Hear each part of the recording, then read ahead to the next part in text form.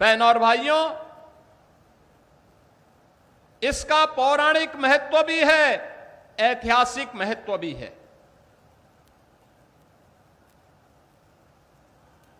शांति में अध्यात्म के मार्ग का अनुसरण करके लोक कल्याण का मार्ग प्रशस्त करना, धर्म और राष्ट्र पर संकट आए तो प्रतापगढ़ उसमें पीछे नहीं रहा। 1857 का प्रथम स्वातंत्र समर इसी प्रतापगढ़ की धरती से बाबू गुलाब सिंह जी ने शंखनाद किया था। यहां के रणबांकुरों ने विदेशी हुकूमत की जड़ों को उखाड़ने का काम किया था और भारत की संविधान सभा के सदस्य के रूप में पंडित मुनीश्वर दत्त उपाध्याय जी ने, मध्य प्रदेश के पूर्व मुख्यमंत्री बाबूलाल गौर जी ने और सुप्रसिद्ध साहित्यकार हरिवंश राय बच्चन जी की भी ये भूमि है, पावन जन्म भूमि कही जाती है प्रतापगढ़।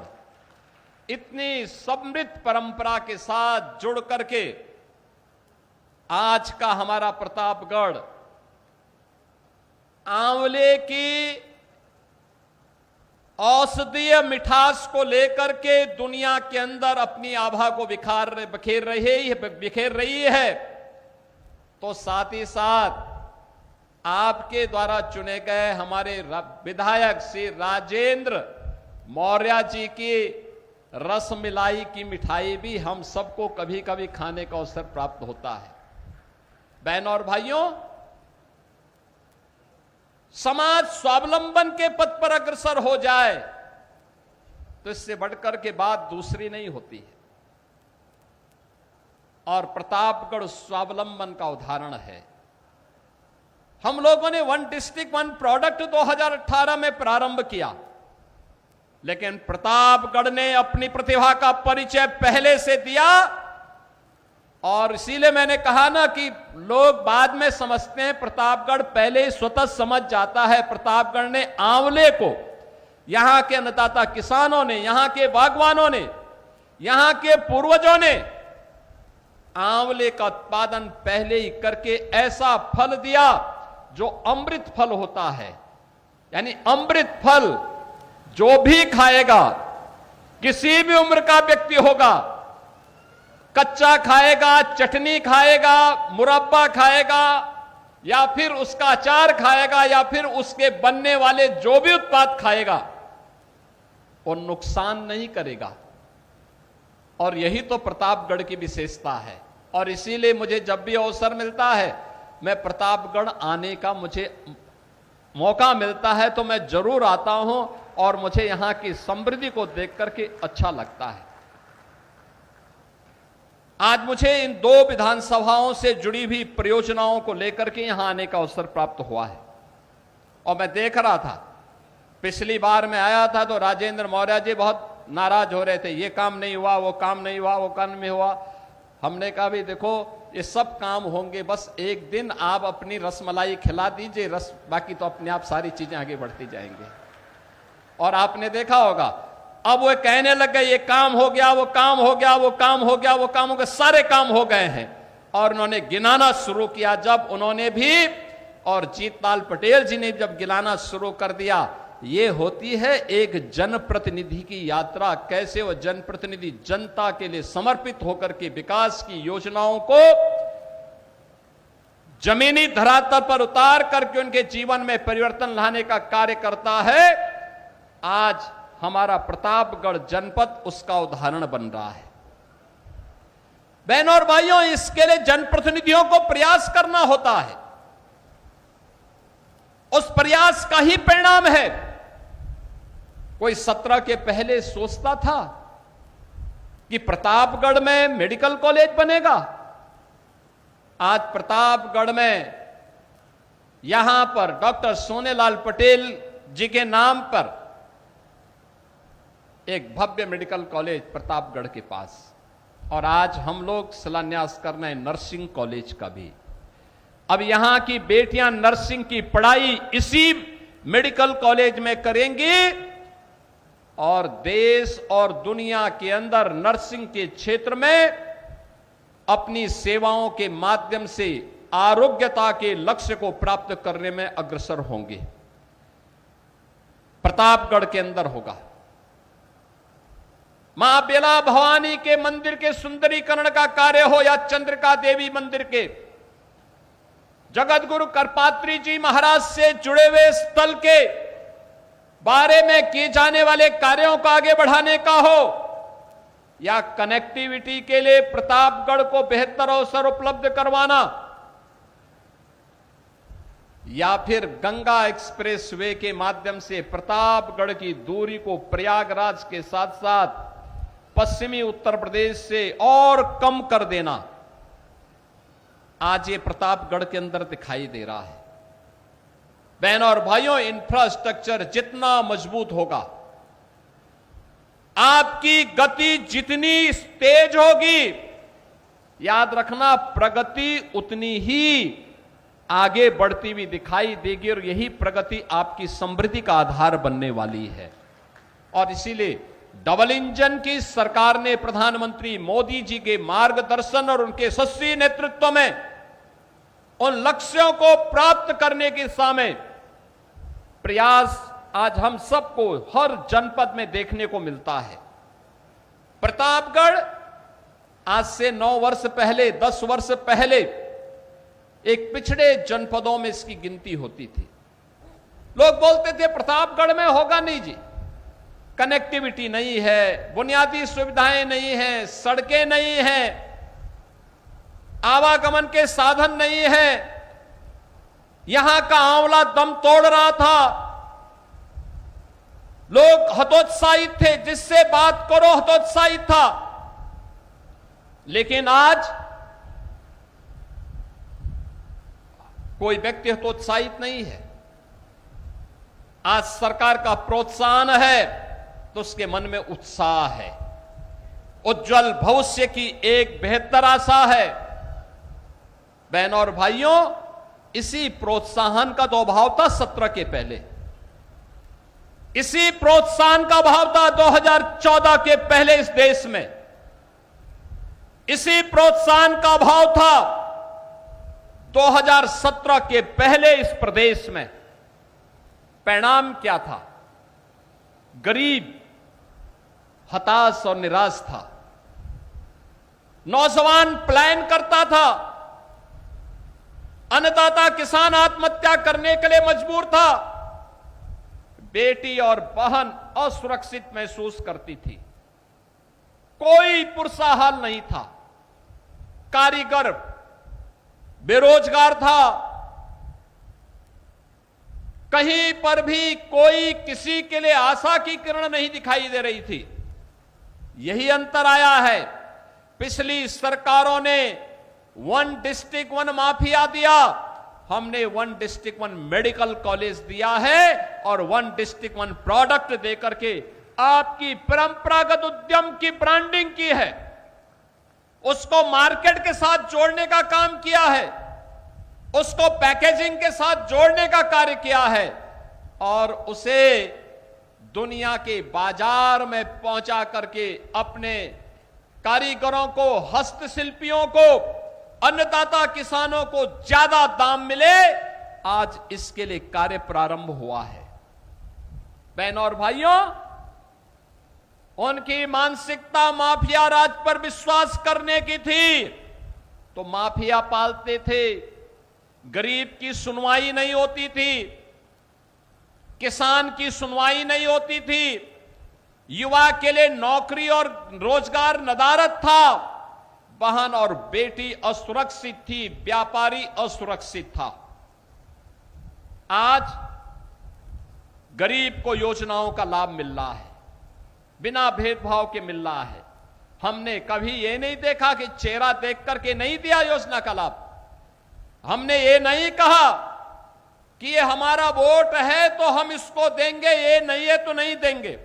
हमने तो एक ही बात कही जो मोदी जी ने 2014 में कही थी कि सबका साथ सबके विकास का, योजना का लाभ सबको देंगे, बिना भेदभाव के देंगे।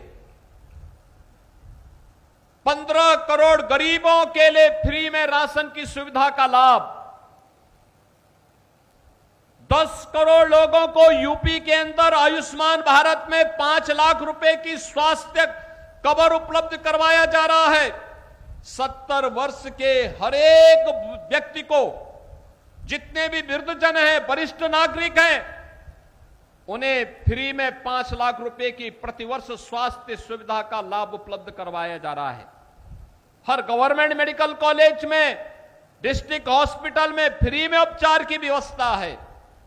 और मंच पर बैठे हुए जनप्रतिनिधि और महानुभाव कोई पत्र देते हैं कि फलाना व्यक्ति बीमार है, उपचार नहीं करा पा रहा है, या कोई गरीब मेरे पास पत्र भेज देता है कि उपचार नहीं करा पा रहा हूं, मुख्यमंत्री राहत कोष से बिना किसी सिफारिश के, बिना कुछ देर किए हुए मैं तत्काल उसको पैसा उपलब्ध कराता हूं, जाओ पैसा से उपचार कराओ। यही सुनवाई 2017 के पहले इस राज्य में नहीं थी। उज्ज्वला योजना में हर गरीब के लिए फ्री में रसोई गैस के सिलेंडर, हर गरीब को आवास की सुविधा का लाभ, प्रधानमंत्री आवास योजना, मुख्यमंत्री आवास योजना, 65 लाख गरीबों को हमने प्रदेश में फ्री में एक आवास उपलब्ध करवाया है। हर गरीब के घर में शौचालय उपलब्ध करवाया है। इस सुविधा का लाभ इसलिए जिससे गरीब का जीवन स्तर उठे, उसके जीवन में भी खुशहाली आए, उसके बच्चे भी सम्मानजनक ढंग से आगे बढ़ के इस प्रदेश की समृद्धि के माध्यम से भारत की प्रगति के मार्ग को प्रशस्त कर सके। इसलिए एक कार्यक्रम आगे बढ़ रहे हैं, नौजवान को नौकरी। आज मुझे अच्छा लगता है जब मैं नियुक्ति पत्र वितरित करता हूं तो प्रतापगढ़ के नौजवान को भी नियुक्ति पत्र प्राप्त होता है। 2017 के पहले एक सपना था। हमने जब प्रदेश में पुलिस भर्ती किया, पुलिस की भर्ती में 60,000 भर्तियों में मैंने देखा प्रतापगढ़ के अंदर के भी सैकड़ों बच्चे प्रतापगढ़ के जनपद के भी यूपी पुलिस में भर्ती हुए। हम Uttar Pradesh public service commission का परिणाम देखते हैं तो मुझे अच्छा लगता है, प्रतापगढ़ का नौजवान भी आ रहा है। अधीनस्थ सेवा चयन आयोग या शिक्षा चयन आयोग, जब भी कोई परिणाम आता है प्रतापगढ़ के नौजवान भी उसमें स्थान प्राप्त करते हैं। बहन और भाइयों, पहले यही नौकरी पर, इन नौजवानों की इस नौकरी पर सेफई, घराना डकैती डाल करके इसकी नीलामी करता था और गरीब का बच्चा, होनहार प्रदेश का नौजवान इन नौकरियों से वंचित रहता था। तो जब नौजवान वंचित होगा, वो पलायन करेगा तो दुर्गति तो तय है। और इसीलिए तो उत्तर प्रदेश बीमारू हुआ था, इसीलिए पहचान का संकट खड़ा हुआ था। ये वही प्रदेश है। हमने ये डबल इंजन की भाजपा सरकार ने, एनडीए सरकार ने कोई अलग से नहीं किया। तंत्र वही, लोग वही, राज्य वही, केवल कार्य करने की स्टाइल बदली है, कार्य करने की स्टाइल। हर गरीब को उसका हक मिले, हर नौजवान का रोजगार पर अधिकार है, हर अन्नदाता किसान को शासन की योजना का लाभ मिले। आपने देखा होगा अन्नदाता किसान को प्रधानमंत्री फसल बीमा की योजना हो, प्रधानमंत्री कृषि सिंचाई की योजना हो, या फिर प्रधानमंत्री किसान सम्मान निधि, या निजी ट्यूबवेल को मुफ्त में बिजली की सुविधा उपलब्ध करवाने की व्यवस्था, ये उत्तर प्रदेश में भारतीय जनता पार्टी की डबल इंजन की सरकार ने किया है। अन्नदाता किसान खुशहाल हो, उसके लिए प्रोक्यूरमेंट सेंटर खोलने की व्यवस्था, कॉमन सर्विस सेंटर के माध्यम से लोकल उत्पाद को पहचान दिलाने की व्यवस्था, ये डबल इंजन की सरकार कर रही है, भारतीय जनता पार्टी और एनडीए की सरकार कर रही है। बहनों और भाइयों, कारीगरों को सम्मान दिलाने का कार्य हो, हस्तशिल्पियों को योजना का लाभ देने का कार्य हो, जो नौजवान अपना रोजगार करना चाहता है उस नौजवान के लिए मुख्यमंत्री युवा उद्यमी स्कीम के अंतर्गत 5 लाख रुपए बिना ब्याज के, बिना गारंटी के उसको उपलब्ध करवाने का कार्य वो मैं भी मंच पर उपलब्ध करा रहा था। क्या उत्साह था उन नौजवानों में, जिन बच्चों के अभिभावक नहीं रहे। मुख्यमंत्री बाल सेवा योजना के माध्यम से उन बच्चों को 4,000 रुपए हर महीना उपलब्ध करवाते हैं, हर प्रकार की सुविधा उपलब्ध करवाते हैं। श्रमिकों के बच्चे के लिए अटल आवासीय विद्यालय बन रहे हैं। गरीब के बच्चे भी पढ़ेंगे, लिखेंगे, अच्छा बनेंगे।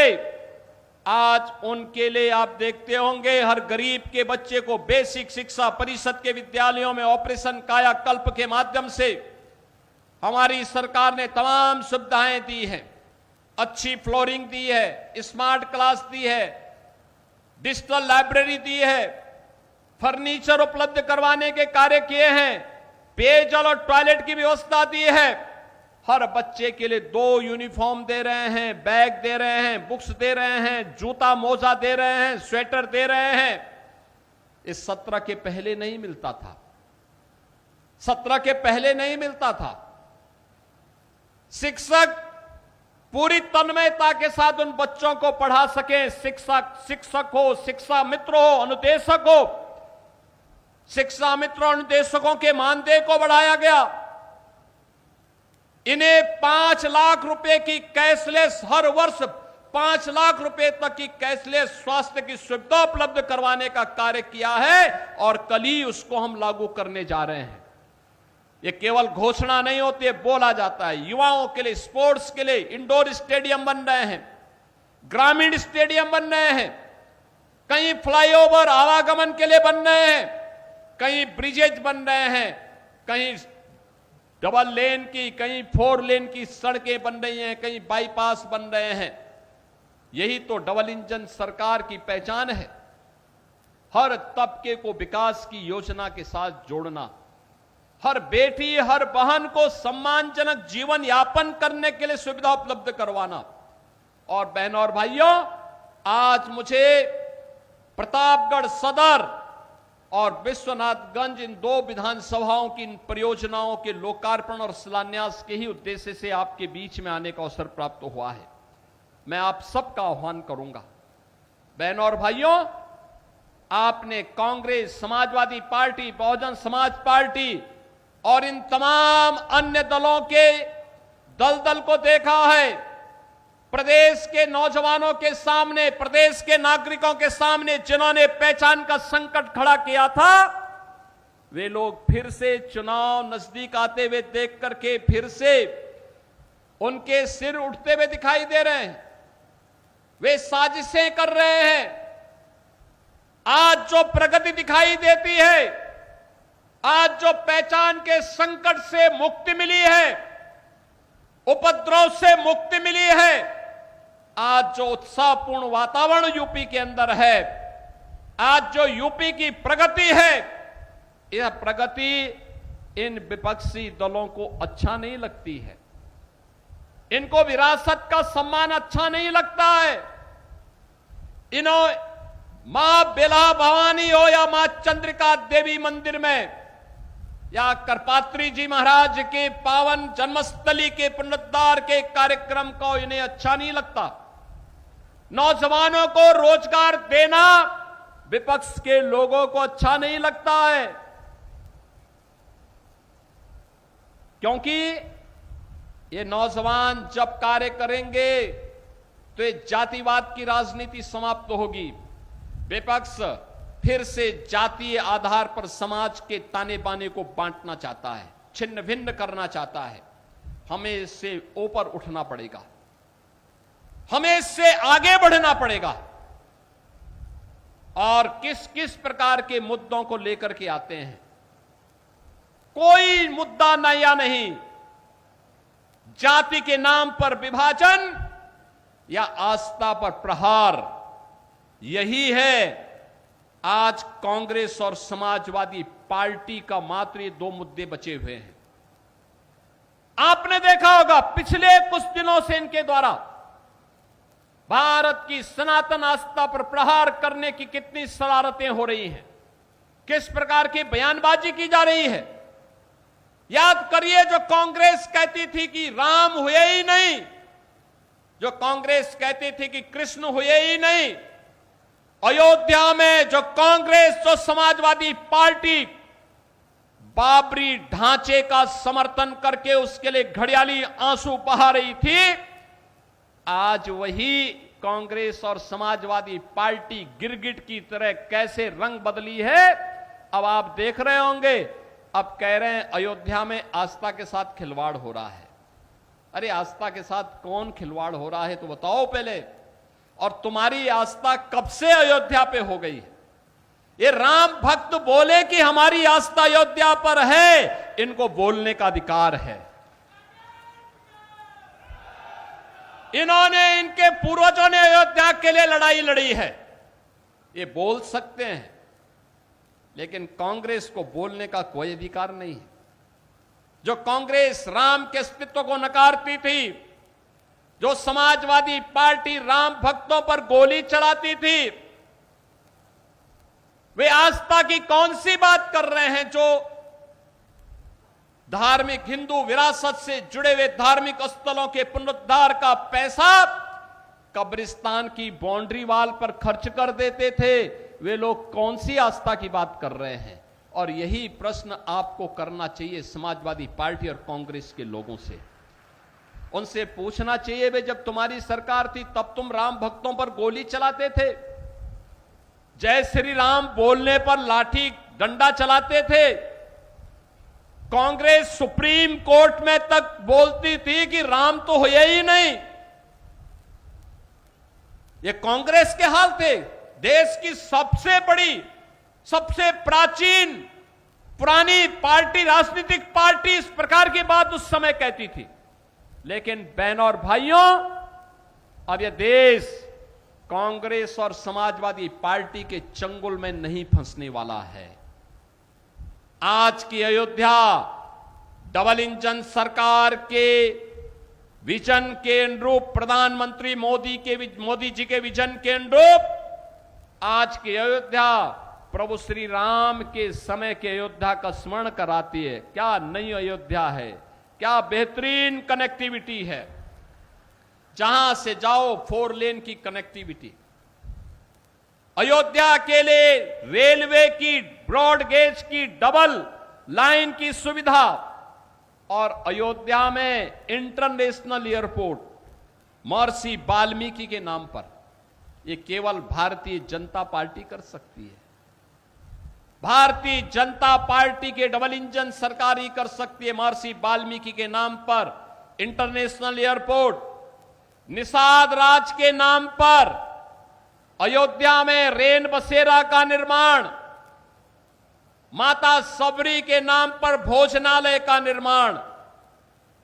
आज आप राम जी की पेड़ी में जाइए, कितनी शानदार वहां पर लोग स्नान कर सकते हैं, कितनी सुंदरता है। आज की अयोध्या हरेक को आकर्षित करती है, दुनिया को आकर्षित करती है। और यही तो पीड़ा विपक्ष की है कि न चाहते हुए, इनके दुष्प्रचार के बावजूद भी इतने लोग अयोध्या कैसे आ रहे हैं।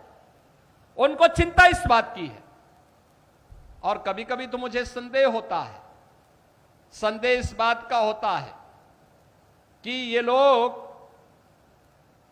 एक घटना को किस तरीके से बढ़ा करके, हिंदुओं को अपमानित करके आस्था पर प्रहार करने का काम कर रहे हैं। मैं समाजवादी पार्टी और कांग्रेस के लोगों से पूछना चाहता हूं, अयोध्या में जिस कथित चोरी पर तुम हिंदू आस्था पर खिलवाड़ कर रहे हो, एक भी बार बताओ वक्फ के नाम पर हजारों हेक्टेयर लैंड प्रदेश में भी और देश के अंदर भी बेची गई। एक भी बार ये लैंड गरीब की थी, कमजोर तबके के लोगों की थी। ये लैंड जिसको गरीबों के नाम पर पट्टा दिया जा सकता था, जहां पर कन्वेंशन सेंटर बनाया जा सकता था, जहां पर किसी राजेंद्र मौर्य जैसे किसी गरीब व्यापारी के लिए दुकानें और व्यापारिक प्रतिष्ठान बनाए जा सकते थे, जहां से वह अपनी प्रतिभा और अपनी कारीगरी का परिचय देकर के दुनिया को देता। इन्होंने वक्फ के नाम पर उस लैंड को कब्जा करवा करके, बेच करके, और कुछ चुनिंदे लोगों ने वक्फ के नाम पर उस लैंड का वारा न्यारा किया है। एक भी बार कांग्रेस और समाजवादी पार्टी बोली नहीं, एक भी बार बोली नहीं। अयोध्या के बारे में तो मैंने पिछले दिनों ही कहा था, अयोध्या में श्री राम जन्मभूमि तीर्थ क्षेत्र न्यास ने उत्तर प्रदेश सरकार से एसआईटी के गठन की बात की थी, और मैंने कहा था एसआईटी दूध का दूध और पानी का पानी करके रहेगी। और बहनों और भाइयों, अयोध्या में एसआईटी ने जो जांच की, प्रारंभिक रिपोर्ट के आधार पर ट्रस्ट ने कार्रवाई करते हुए एफआईआर दर्ज कराई। एफआईआर के आधार पर जिनके खिलाफ साक्ष्य थे, उसके आधार पर कार्रवाई भी हुई है। लेकिन मैं कहता हूं, वक्फ के नाम पर समाजवादी पार्टी और कांग्रेस के लोगों के मुंह पे फेविकोल क्यों लग जाता है? क्यों इनका मुंह बंद हो जाता है? कैसे ये लोग हिंदुओं के धार्मिक स्थलों पर हिंदुओं के द्वारा दिए गए पैसे का दुरुपयोग कब्रिस्तान की बाउंड्री के नाम पर करते थे? तब आस्था आहत नहीं हो रही थी। जब ये इलीगल स्लॉटर हाउसेज चलाते थे, गौ माता की हत्या करवाते थे, गौ माता को तस्करों के हाथों में बिछवाते थे, तब क्या हिंदुओं की आस्था आहत नहीं हो रही थी? जब अयोध्या में राम भक्तों पर गोली और लाठी चलाते थे, क्या तब हिंदुओं की आस्था आहत नहीं हो रही थी? जब इनके द्वारा भगवान राम और भगवान कृष्ण को काल्पनिक कहा जा रहा था, तब क्या हिंदुओं की आस्था आहत नहीं हो रही थी?